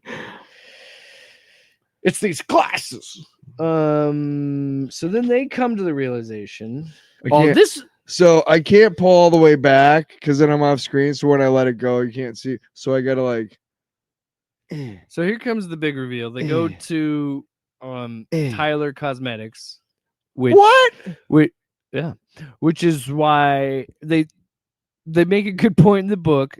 Every billionaire does this. They're invested in anti-aging. So that's how Reese Tyler fits in. His great uncle Rex Tyler was a chemist working on a super steroid called Miracolo. Excuse me. Before he mysteriously died. Miracolo's boosted one's strength and endurance to almost superhuman levels, but also could warp your mind. Hammond purchased the assets of Tyler Pharmaceuticals to get it. And then do you know who Rex Tyler is? Who? Our Man. Ooh, Justice Society. Well, this reveal is dope. Okay, you know we what? find a dead body that slowly comes back to life. And he says they had these nursery rhyme names: Mother Goose, Hickory Dickory, Solomon Grundy. So they bring in Solomon Grundy, and he's got a bunch of the eyeballs on him, like that kid in the first issue. What the fuck? I'm in, man. I like this book. Okay, you know what? You just made me understand that this book actually has something to offer me, because if this is the absolute like Justice Society, I think that's where it could go. Because Black Canary, Green Arrow, and Our Man were all in it. Black Canary and Green Arrow both had Golden Age counterparts. I didn't even think about that. Oh yeah, they did. Well, no, I'm just saying Golden Age Green Arrow had no facial hair. Well, You've seen him before, I'm sure. No, yeah, but yeah, that's just funny. That's a deep. If that's what you're giving me right now, then I'm in too. I'm gonna actually pay attention to this book, because that is such a cool, like, backwards backdoor way of being like, because again, like, we don't even have a Justice League in this universe. Absolute Batman, Wonder Woman, and Superman, all of them have done really great jobs of subverting expectations and somehow still surprising me. Now, if you're telling me that this book that I didn't really care for 3 issues now is all of a sudden a possible, like, backdoor way into getting the Justice Society into the, like, that's fucking cool, man. I hope that'd be cool. I also think I'll have to actually read next issue. I flipped through that one. Can I sell you on something? Yeah. You just made me think of something. And I'm wondering if Absolute Martian Manhunter is the one who brings the Justice League together, because he's the only one that knows about, like, Darkseid. They all know each other, but he knows about Darkseid, and he knows about them because he went into the Martian vision. I'm just saying it's there, and if that's where they're going, that's cool as shit. That was probably the coolest part about that issue, was when he looked around the absolute universe. That was kind of neat. I think it's interesting. I'll give it a B-, because to be fair, I flipped through it. Generally I read an entire comic because I want to know everything that's going on, and if you skip over shit, there's a lot of times in comics you're going to flip a page and there's going to be a big reveal, you know? And if you skipped over something, you don't know what you're not ready for it, or it doesn't hit the same way. So if I really care, yeah, I flipped through it. I saw the end page with Solomon Grundy with a bunch of fucking eyes and shit, and I was like, I don't fucking care. But then I just looked up Rex Tyler, and that is the alter ego of Our Man in the comics. And it's funny because I only know of Our Man because of the Justice Society. It's the only reason I know. Yeah, the Green Lantern, a DC character. The Green Lantern in the Justice Society was Alan Scott. All I'm saying is, dude, he had the cape. If it's a DC character, I probably know about him. All I'm saying. Did you know that Alan Scott's, you know how Hal Jordan's is yellow? Did you know that Alan Scott's was wood? No, but I knew he was more of like it was more magical than it was like he had Guardian. like he didn't really have a ring. He had like a orb or All right. something. Anyway, So we got 2 issues. We have technically a double feature double. Sure. All right. So we got One time Wonder only. Man. We also have number 5 here, but we'll have to wait for that next. You haven't week. read that one yet. Wonder Man issues 3 and 4. Gary Dugan is the writer. They changed the artist after the 3rd issue. So the 3rd issue, the art is Farid Karami. And then issue number 4 is Laura Braga. So issue number 3 picks up to the Spot was trying to kill Randolph, who is excuse me, who is an old friend that Simon met from in a long time jail. Ago. Yep. Who's also an actor, is the voice of like Porky Pig type character. Yeah. So he's fighting the Spot. There's a really cool part where Spot thinks he cuts him in half, but he's just kind of floating. And he's like, oh, yeah, this is probably a good time to tell you I'm like an ion battery. And he's like, yeah, I gathered that. Yeah. Oh, dude, that sequence, this book has been surprising me how funny it is. Yeah. I mean, Gary Dugan's always had some really funny books. Yeah. But like, that whole sequence and then cutting to Randolph freaking out about his legs just being in the room and then like, I'm so sorry. I can't believe I would go to a 4th funeral. Like, I love that this book takes the piss out of comics a little bit. And the Spot escapes and Wonder Man reunites with his bottom half. And then now people are trying to cancel him because he pushed a cop out of his way to chase the Spot. And Hellcat says that he should be in protective custody, Randolph. So they go to Avengers Academy. Mm-hmm. And then Killer Watt has the same agent as Wonder Man, and he's gonna eventually get Wonder Man's role, which is funny. Is this the issue where he helps him do the reel? Well, he did that last issue. Okay. And that's what leads to him getting the gig because he's like, that was my audition. Why are they talking to you? So he's trying to. The Spot gets called from the agent for Randolph. He's the one who's trying to kill Randolph. So he's like, you kill both Wonder Man and them. They'll be at his house. Yeah. He convinces Randolph to stay with Wonder Man. He's Kilowatts. He's Wonder Man, and he's Randolph's. All their agents. I think I'm way louder than you, aren't I? So anyway, is that a little better? I think it's a little better. They end up fighting. Spot shows up at Wonder Man's house. They hour fight. and 37 minutes in, I realized that I might be louder. It's fine. They fight. I love how this issue ends, man. It's so good. So his brother joins in the fight, right? The Grim Reaper. Grim Reaper. So he tries to stick Spot on the chest, but Spot opens a portal in his chest. So then he ends up stabbing Wonder Man. Wonder Man falls forward and sticks his brother, and then his brother falls forward like a domino into Spot before he can teleport out. So they're all stuck on the ground. And the best thing is he looks back and he goes, Patsy, I know what you're thinking, but you really have to give Los Angeles a full year to appreciate the city before you make any judgments. Can you please dial 911? I'm afraid to move. It's good shit. Yeah. I again, similar to the show, a character who I didn't really have a ton of knowledge of or care for, actually being a pretty entertaining miniseries. Wonder Man is a really cool.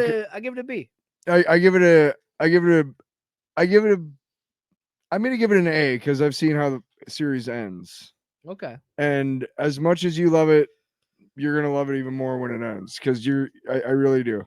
But Wonder Man, my big my big thing was West Coast Avengers.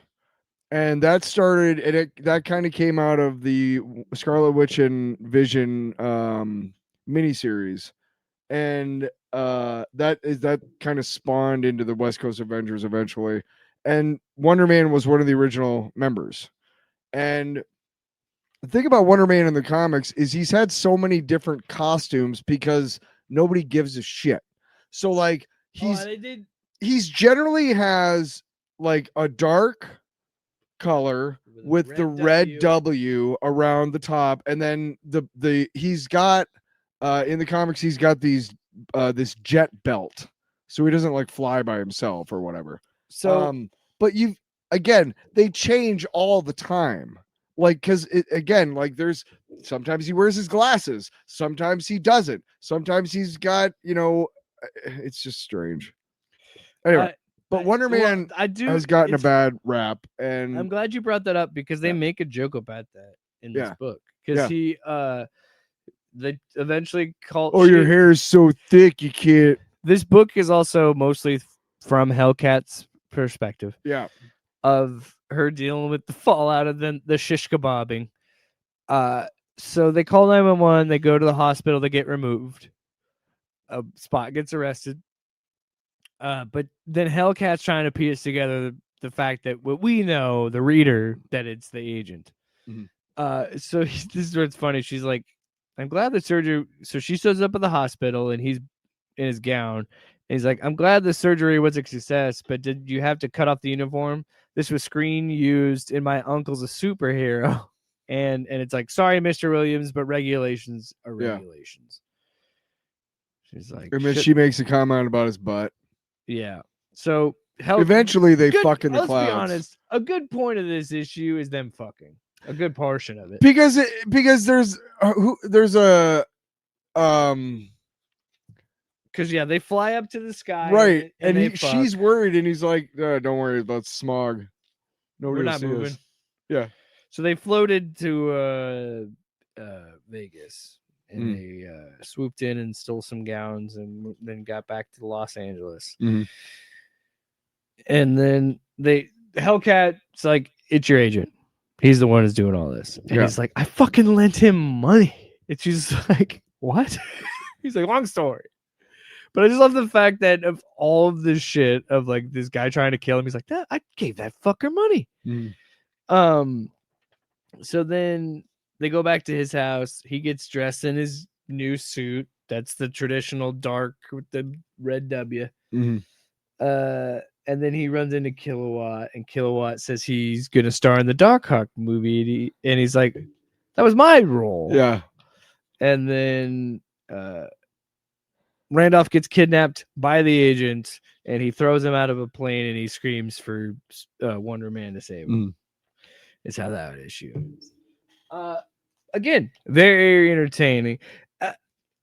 Because it's a 5-issue miniseries, it did feel like he was padding a little bit there, because the sex scene is like, it's not like a ton of nudity or anything. It's all implied stuff. But it does go on longer than I would have thought, like a page or two. I was like, oh, he's kind of padding there a little bit. And then I like that he's like, well, I got a 5-issue miniseries, so I got to pay off this tension and make them fuck at some point. So he's like, all right, let's do it in this issue. Right. Yeah. I'd also give this one a B. I also do. Hang on. I'm going to try. What are you doing? Because I think I found something really cool. No, it's not. I'm glad you're doing this. You're fine. I give it a B as well. All right, we got 2 more issues. 2 more issues. Like we did. It's the double creature feature. I could write a book about what you don't know. Also, according to the solicitations, it looks like what you were complaining about is going to come to fruition in September. Where he's going to collide and actually going to be dealt with in the main canon, the Infernal Hulk. Okay, so you still, and I agree with you, by the way, that it is, especially after issue 9. I think what my theory is true. Okay. or some of it. Anyway, because my theory is this is all it's all happening in the greenscape, or it's which I tend to agree with you because again they haven't said anything about it. Where he is dealt with in the main canon is when these two where Hulk is eventually going to fight the Infernal Hulk. What did you do? I said right. You broke it. Real quick before we get into the Hulk, I wanted to show you this. What do you want to show me? This is a by Russell Dodderman. And this has all the different Wonder Man costumes that he's ever had. That was first issue, I think, wasn't it? It was like one of the variants. Oh my, yeah, I'm sure it was but you can see all. Yeah, I mean, it's ridiculous. There's a general theme, but like the one where he's got the fucking coat, the red coat, up in the corner, and just the see, like the ones in the middle, like the red and the black. Yeah, you can't go wrong. Simple. With that. It's a good color. But then let's add green and let's give him a helmet for some fucking green reason. accents could work. Sure, like on the W and stuff. Yeah, but I wanted to show you that. But not like that. Not like that. Oh, it's The Matrix. Not like this. Not like this. Such a good movie. But that, dude, to this day, I do that shit. Not like this. Not like this. Or the when he takes the blue pill and it's the dial tone as he screams. Yeah. Etched it, burned into my brain, that sound effect. Issue number 8 of the Infernal Hulk. Similar to Wonder Man, I don't know if I don't know how this happened, but we switched artists in this book as well. So issue 8 is Nick Klein is the artist, and Adam Gorham does number 9. And of course, Philip Kennedy Johnson is still the writer in residence. So issue 8 opens with Infernal Hulk bringing who's the pink mutant? I can't think of his name. Glob Herman and Glob Mad Herman. Rocks. So he can use him to, I'm assuming, create baby monsters. Yeah. Because he's all like, grow my precious. Yeah. And then we also see Bruce Banner finally return the Avengers and to try to help them out. But eventually it all comes down to the same thing. He needs to be the Hulk. You need a Hulk to kill a Hulk. Just how it's always been. Pretty much. Tries to call Betty. Which is interesting how the Russians, without a Hulk, captured the Red Hulk at the end of Avengers Armageddon #2, which makes the whole fucking goddamn series moot. And why the fuck did you even do it? And also, we already have ads for the X Avengers series that is going to be coming out of the Armageddon. Before Armageddon's even done, we already know who's going to survive. Way to go with the marketer. So, seriously, Bruce tries to call Betty. Betty kind of tells him off, like, "Oh yeah, you just fucking ran off to do the thing that you said you weren't gonna do." Yeah, go to hell. And eventually, Tony, Reed, and Bruce find Scar, the son of Hulk. Yep. And he leads them to God's blood. I believe it's the name. With the tree? Yes, it's God's blood. It's a tree that has this glowing blue aura. It's God's blood. And as they stood closer to it, they were being healed by it. So they're thinking that's what the living tribunal wielded to kill the monsters that this Infernal Hulk talks about. Yeah.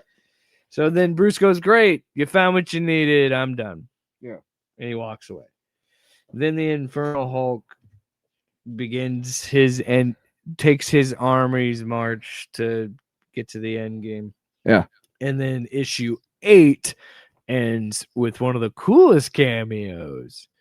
Brother Voodoo, or in this case, Dr. Voodoo himself at the end of the Jericho. Because you see, he goes to to Nolans. And when I saw that, I was like, this motherfucker is gonna pull out Dr. Voodoo? Etouffee, mon ami. Which, by the way, he would go to Dr. Voodoo because he used to be a sorcerer supreme, and Doctor Strange is still fucked off. He's all fucking off in Asgard. Fucking. I said, dick. Stephen, get off Asgard. If I was still alive, Doctor Strange wouldn't be in Asgard. Should have never bought these because now I'm thinking of another sketch of that old man. Of what? Old man Cyclops. I had to say to it, Gene, you need to understand. I thought it was you. Madeline means nothing to me. I mean, I love Nathan. It's not my fault that Sinister put the mole on the same spot on both your left breasts. Why did I turn him into what? Stan Lee? Like my yeah. Sometimes, see, Jack, when you put on the visor, you understand what I'm talking about. Gene, it's not my fault that she has the exact same blowjob technique that you did. I had no reason to believe she was somebody else. And then it just cuts to her like, we'll talk about this later. And then it zooms in on his face like he's Larry David. Like he's just crying. Single tear. Curb your Arctic Blast. Come on. Curb your Cyclops. Cyclops, your enthusiasm, bro. Cyclops, your enthusiasm. That is stupid as I hate it. Where is the goddamn Seinfeld sounder? X-Men.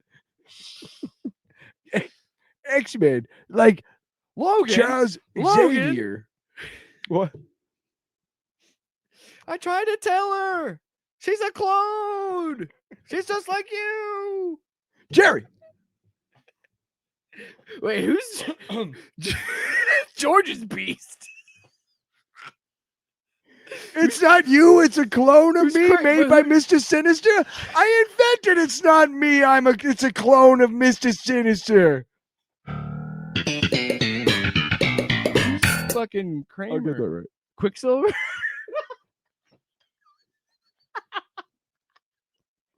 Who's Elaine? Newman is Wolverine. Jerry. Newman. Logan. Oh, fuck. I'm going to take a bow. Thank you. Look for our sketch comedy show. Ripping off Seinfeld. X-Failed. No, ripping off Seinfeld. X-Seinfeld. Did you say riffing or ripping? Ripping Either ass. way. Either way. Oh, we got a book. Wait, we gotta. I could write a book about what you don't know. That's like the second or third fucking week in a row we've made a Seinfeld bit because I kept doing because it's such Frank Castle and it's such a great it's such a great area. What do you mean, Jerry? Again, I do the Robert Frank. Yeah, you be Frank and I'll be Jerry. God, I hope Robert De Niro is I Dr. Octopus. I hope I never run into the people that write these books. John Bernthal is. What? Could you imagine if we ever ran into the people that wrote these books and like, well, I was trying to follow the review of my book, but then they started riffing on fucking X-Seinfeld. That's why it's been so hard for us to get local artists on because they're like, I don't want to talk about Seinfeld. Well, that's your fault. Yeah. Wait. Who would be Magneto? Who would be George's dad? Would be Magneto. You know George's dad? Festivus for the rest of us. Yeah. Yeah, that would be Magneto. Yeah, That'd be Magneto. Is it Jerry's dad is Xavier? Because they hate each other. Seinfeld, Costanza, Charles, Xavier, Magnus. Lenshare, Magnus. Xavier, Lenshare. Isn't that the bullshit last name they gave him in the movies? Yeah, it was Eric too. I was like, why Eric Why do Lenshare. you just call him Magnus? Look, I know he's used it in the comics, but it's Magnus von Magnuson is Magneto's real name, and everybody fucking knows that. Okay, I see why they chose the other name. Why they what? Magnus von Magnuson. It's like Blackagar Bolkador. Blackagar Boltagon. Blackagar Bolkador. That's what I hate. Apple Him and Apple Cockalypse. We're never Apple Cockalypse coming to your town. I can't believe Apocalypse deleted Magneto. When you look up Magneto on Wikipedia, you actually, the first thing is electricity producing machine. Thanks.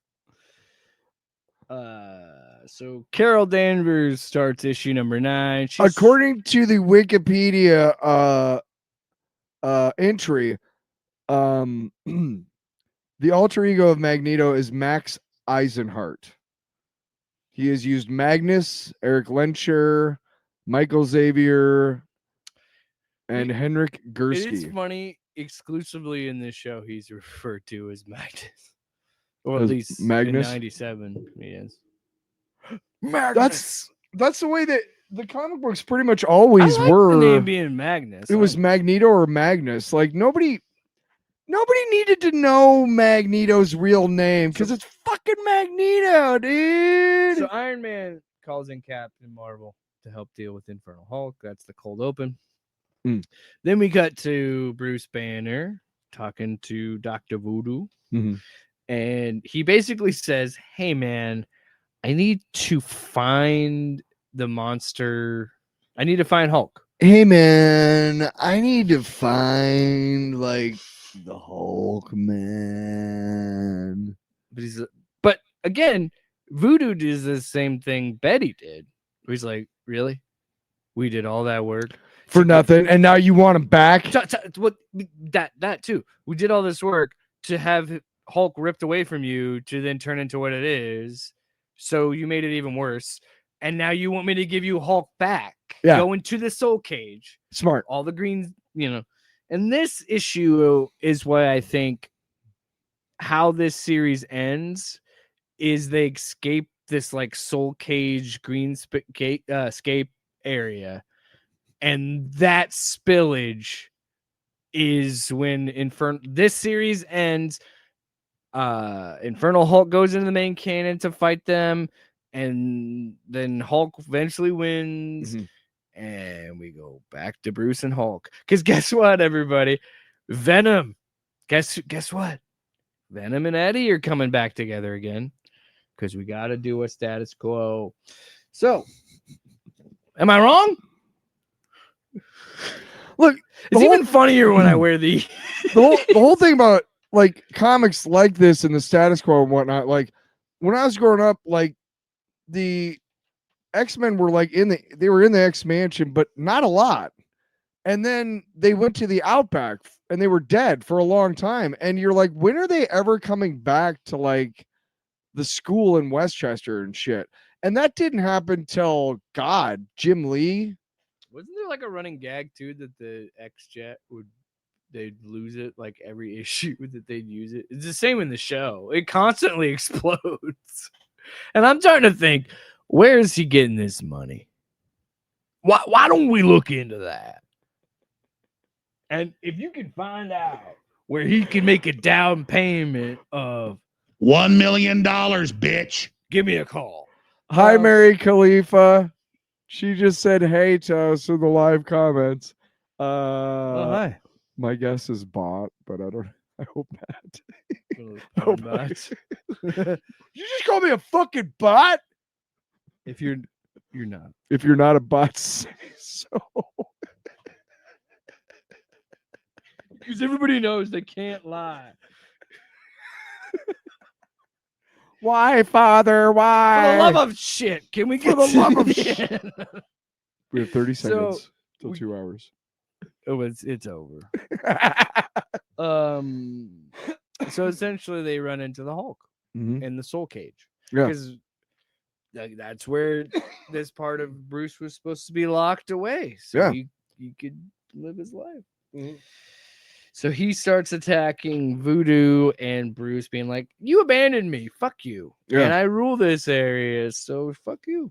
And meanwhile, from South Carolina, Infernal Hulk has continued his march to West Virginia, and then he just says, "Hey, if you're he's like, hey, the troops are hungry, we got to feed them," and then he goes, "Let them feast on this town." I'm like, God. I do love how metal this Hulk is. You know what I mean? Fucking eat those people. What do you mean? You got all these flesh bags. Well, I'm fresh out of chips. You their head off and you slurp the juices. They're like drumsticks. Just you take one leg in each hand and you just like a wishbone thing. And I then... will say this sequence fucking rules. So there's like werewolf looking ones that come into this West Virginia town. This woman, she says she gets on the porch to defend this old man from these werewolves, pretty much. She goes, "Can you chatty Cathy's keep it down, Ray's sleeping?" And they're like, "Oh, we're gonna get this one." And how they do her transformation is so cool.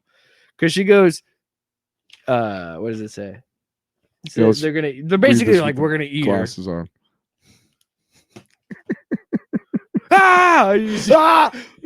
I'm just dust.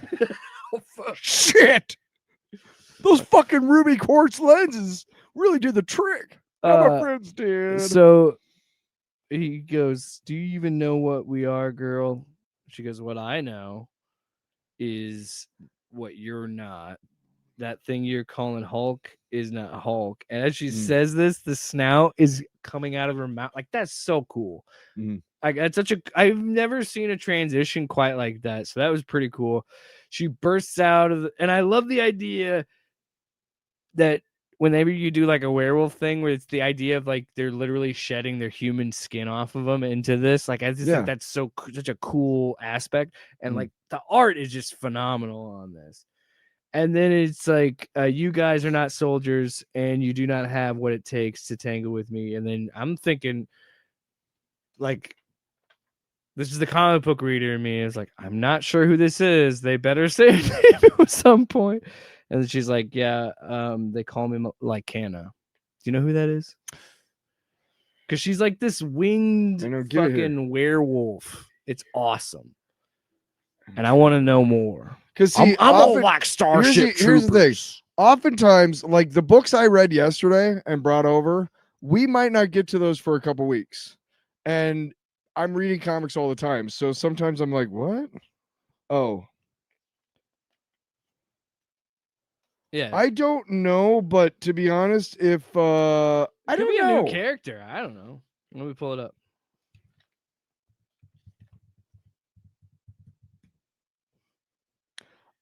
Skinwalkers, I think. Isn't that the girl? Okay, so in Immortal